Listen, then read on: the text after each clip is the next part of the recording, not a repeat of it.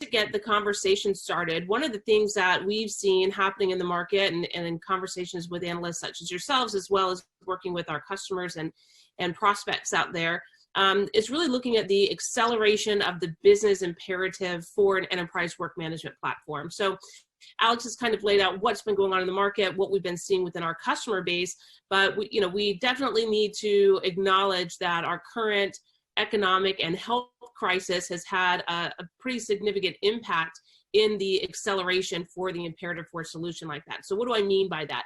Well, we like to use this work productivity change curve as an illustrative demonstration of what we've seen happen in the market. And if you go back to, say, March, when everybody was sent to work from home at the beginning of the pandemic, maybe February, March timeframe, the focus was really on business continuity planning, sending our workforces to work remote from home.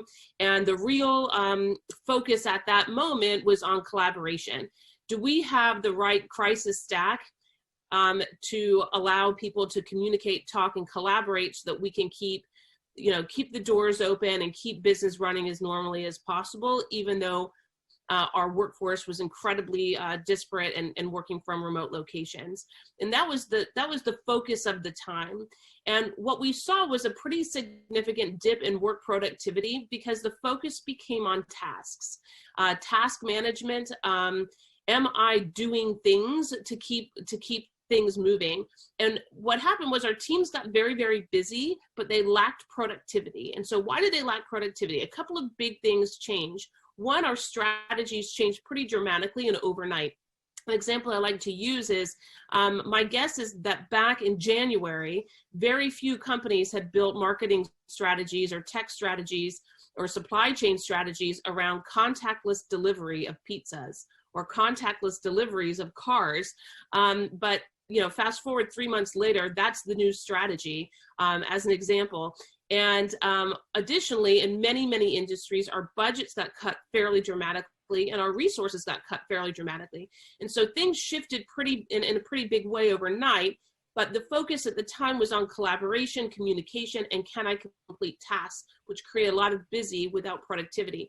Now, fast forward to where we are today, what we're seeing is with our customers using Workfront as a platform, being able to not just connect our teams and keep them working, but because in Workfront, we have the ability to establish what are our strategic goals. When strategies shift, they're clearly articulated in the platform. Our strategies are connected to work. Our work is connected to people and money.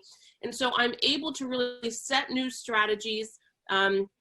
I'm really able to mobilize, oftentimes it's somewhat reduced workforce, and focus people on the right work so we can prioritize the most critical initiatives, the most critical efforts, so we can start to drive to those business outcomes again in what is very much a new world and a new normal.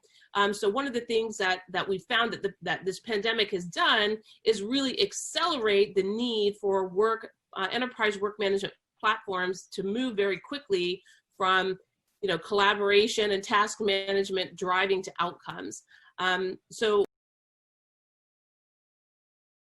one thing that I wanted to cover is really that there's been this driving accelerations towards the limits that current tools in the system, or that current tools in work management are experiencing, and the challenges that Dale's experiencing are kind of being experienced across the board. And it's because traditionally work has been managed in this task-based approach, originated with the PMO.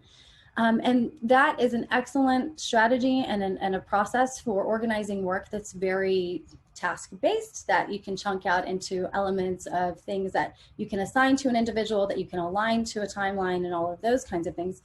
But there's been this shift to understanding that even if we take all of our understanding within an organization and turn everything into bite-sized chunks or tasks that we need to assign to people to get done, sometimes we still, as an organization, don't reach the outcomes that we're intending to reach. And that's why there's been this push towards the outcome-based approach towards work management. And that's an important kind of distinction to understand as we go through the data strategy, because the data strategy that you would need to support both of these different elements is different. So when you're thinking about task-based work management, you're trying to take any kind of work across multiple different types of organizations and chunk it into those tasks. And so you can organize it into portfolios and programs and projects and tasks. But as soon as you pivot into that object-based work model, as soon as you pivot into the outcome-based work model, you have different variables that you're starting to try to uncover and manage, and assets that you're trying to uncover and manage. And so all of a sudden, not everything can be a portfolio or a program or a project, because there's elements that you need to string together that are outside of the scope of what this kind of a data strategy can capture. Another element that's been definitely pushing work management as a discipline kind of forward and in terms of how we think about data is this essence of globalization of the workforce and the shift to remote work. So as soon as there's a lot of things that we just sort of assume are going to happen when we transition to remote work that happens in the office, the conversations, the meetings, the elements that you're collaborating on, all of those things have now needed to shift into the digital work. And so what that's caused is a series of connected tools that you're using basically to collaborate with other people, but they're siloed within a specific function that they serve. So there's tools for communication, there's tools for collaboration, there's tools for work management, there's all these different kinds of tools that have different purposes that they're serving, as we can see here in this visual, and they're very disconnected. So for example, Darren and I can collaborate on a Google Sheet document to discuss how we're going to think about our strategy for the product. But there's no way to connect any data within that space about how long we collaborated. Did we include anybody else in there? How much time over the duration of the length of that initiative did we spend in this particular document versus other elements? There's no way to collect that data and connect it today to the actual strategic initiative to understand and manage what the outcome is going to be for the organization as a result of this strategy. And in addition to that, there's also this sense that work has a lot of complexity. Different organizations, different use cases, different teams, different individuals all manage their work differently. So any approach to work management will need to be flexible and customizable enough to be used in a variety of workflows, some of which we're surfacing here. But the other challenge is that it has to be adaptable and configurable in the moment. So what we typically see from a software approach is that software typically takes the variability and the requirement for customization and tries to codify it into the software itself. And while then you can call that customizable, the challenge is that as soon as you build that into your product, things are going to change. And so what you end up having to do is you have to build it in a way so that you can configure it on the fly as things change and adjust your approach to how you're storing your data and how you're managing it in workflows in a much more dynamic way. So if work is varied in general, then enterprise work is varied in more dimensions. So within a marketing team at an enterprise level, there's typically multiple brands, multiple teams, and multiple go-to-markets that are all being executed simultaneously, and they're being managed simultaneously. And so the core components that are needed to manage this scale of variability are different. The workflows are different, the hierarchies are different, all those different elements are different. And so a work management system needs to be able to have the flexibility and configurability to address all of those differences, as well as the human element that Dale kind of mentioned when we chatted through his approach. So just to recap, the three main forces that are kind of affecting work management as a discipline right now are this transition from task-based to outcome-based, and people are testing their way into all of the different ways that you can accomplish that.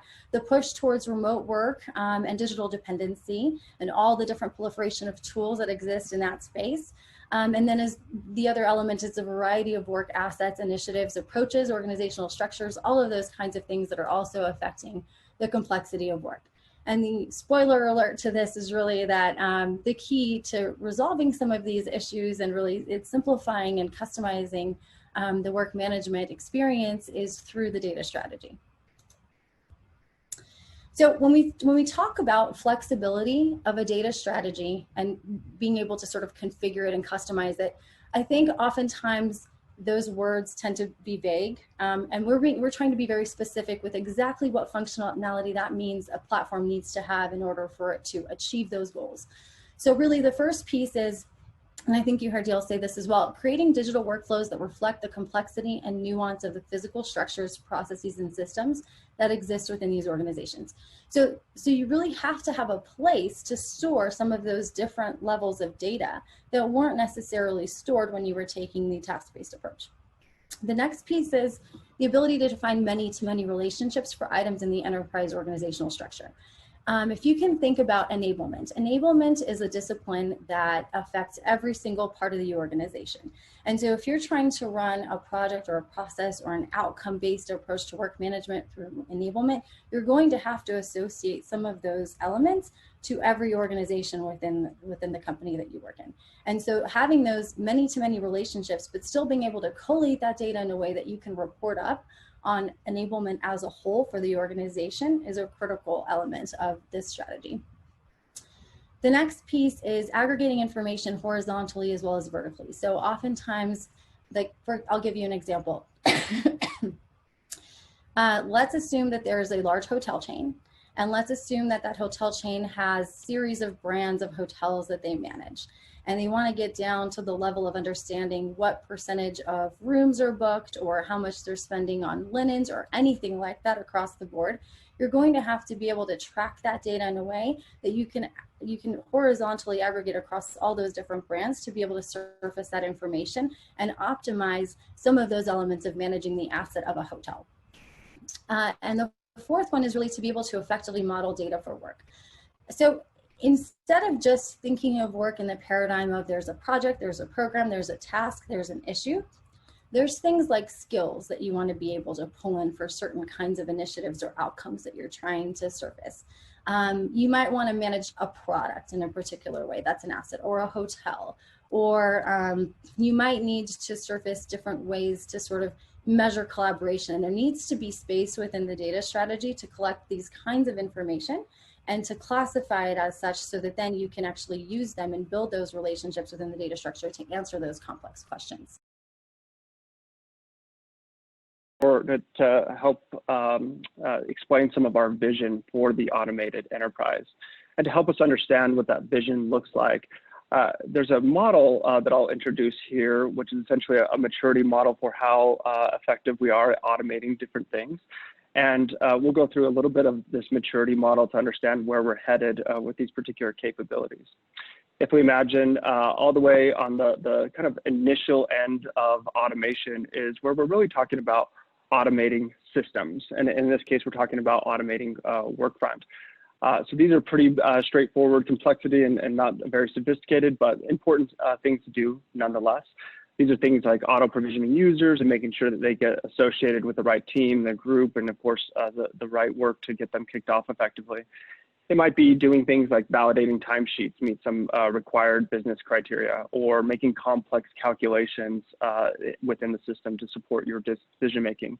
So this is kind of the entry level of work automation, essentially automating systems.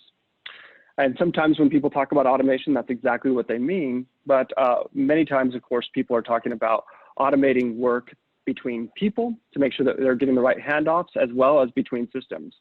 And you might coin this and label this automating workflows. Essentially, how do we ensure that the right work gets the right people at the right time? So within our world, this would be a common need to be able to take a request for a new project or new materials delivered by the organization and be able to convert that into actionable work with the right dynamic template and the right people working on that. It's about notifying the right people at the right time that work is ready, and it's about moving data from one system to another to ensure that those workflows can go seamlessly across your organization, regardless of which systems you use. And that's a foundational element of what we mean when we talk about automating stuff for a knowledge worker. But sometimes when people use the term automation, they're actually talking about automating knowledge work itself. So this is really where we get to that concept of actually automating work. In other words, if there wasn't a system and there wasn't any coordination, this would be actually automating my knowledge work as an individual. So this enables, some examples of this might be if I work within a creative marketing organization, ensuring that when I'm assigned a task that I have all the right content pre-populated and ready to go so that I'm able to fast forward and complete that work effectively. If I were a developer, this would be automatically pulling in or compiling code when I'm going to work on a particular issue so that I can work on the knowledge added elements of that quickly and effectively. And certainly an important foundation to automating work. It's important to recognize that most of what I've talked about in terms of automation, these are very process-driven activities where we recognize we know that there's a solid process and we're driving towards that.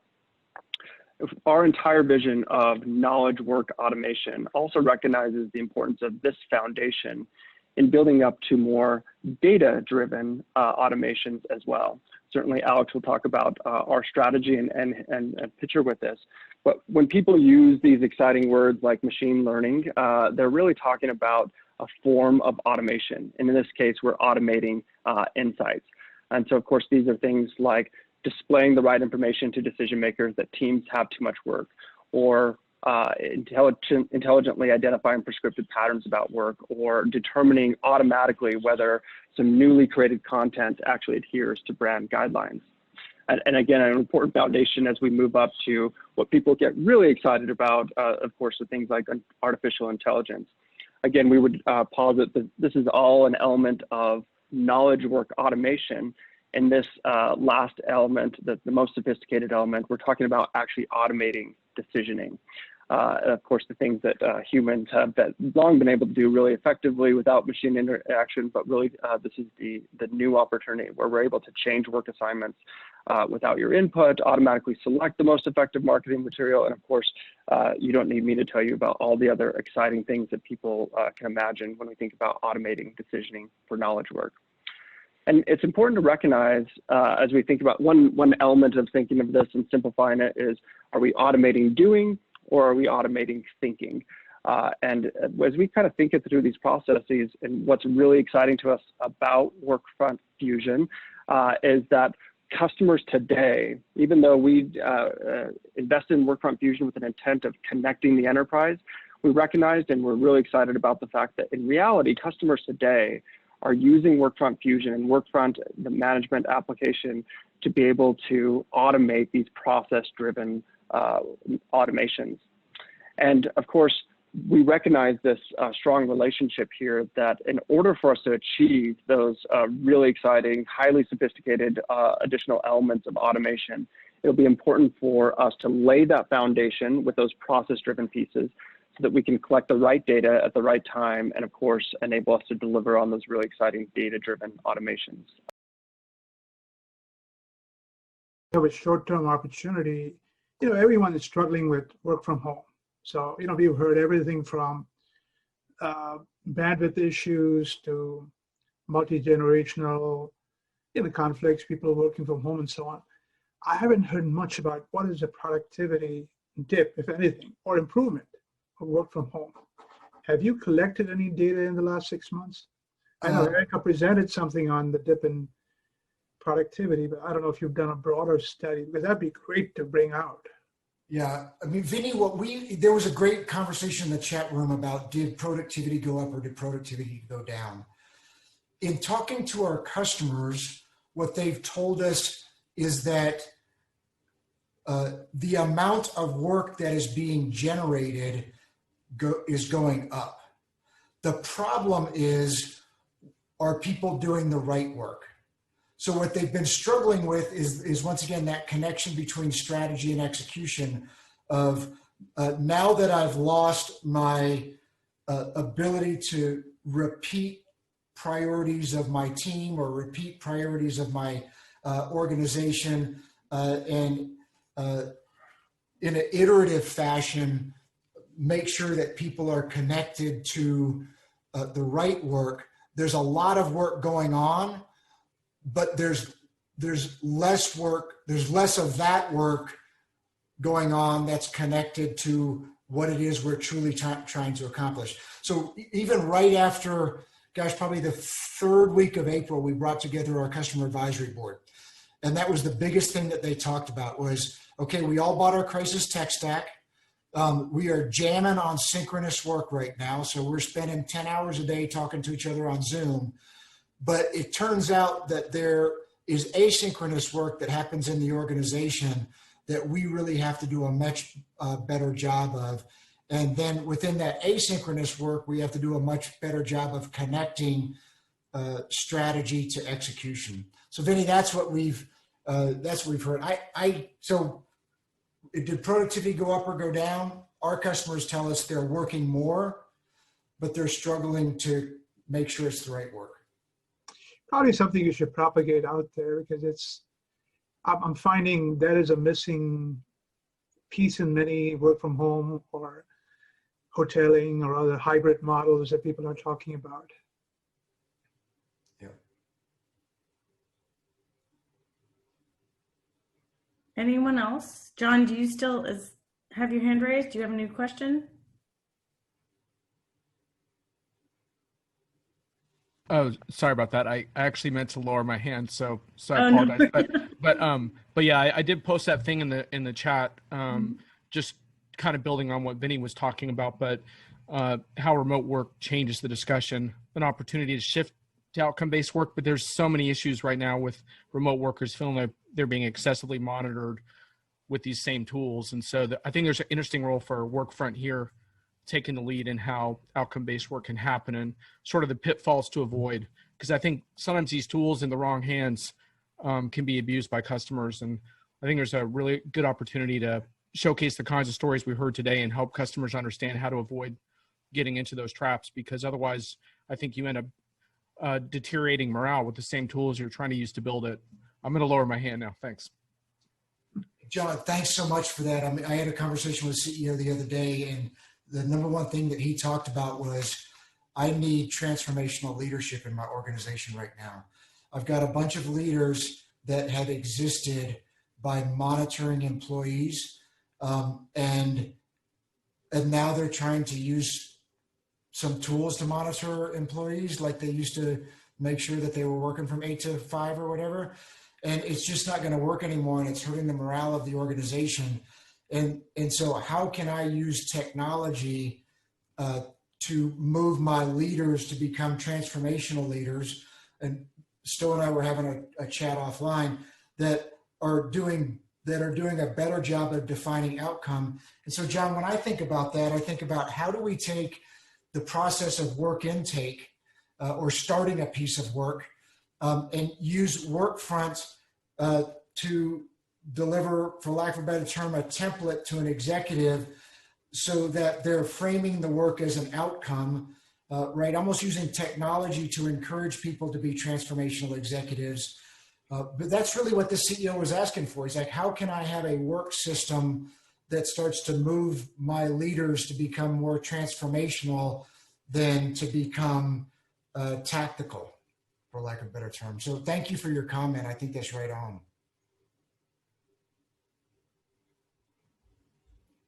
Any other questions?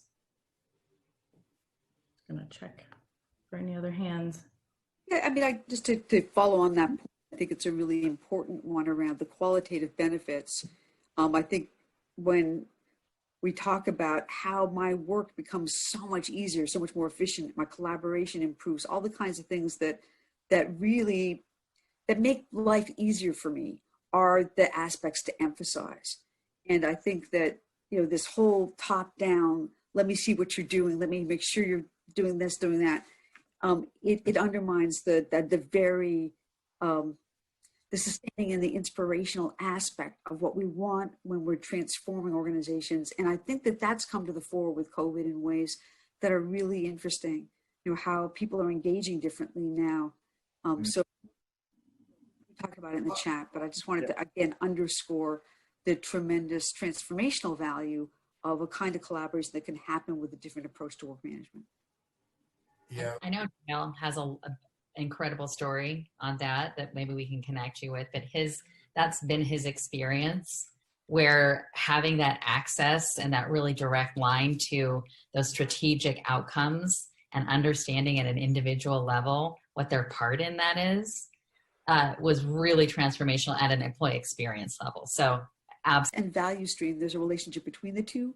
So I think that for companies that are doing value stream management, you may want that vocabulary, not only outcome-based, but also thinking about how value streams tie into outcome-based. Yeah, the whole effort around business agility, and it's really kind of an old way of thinking is if you need direction, people would look up the org chart to know what to do, and the paradigm shifts to people are looking at what is the value stream, what is the outcome we're toward, and they all know what to do, right? And the system should foster that, and so that's a big area right now of focus for us too, which we just didn't get to today. That's good. I think they're related. Yep, absolutely.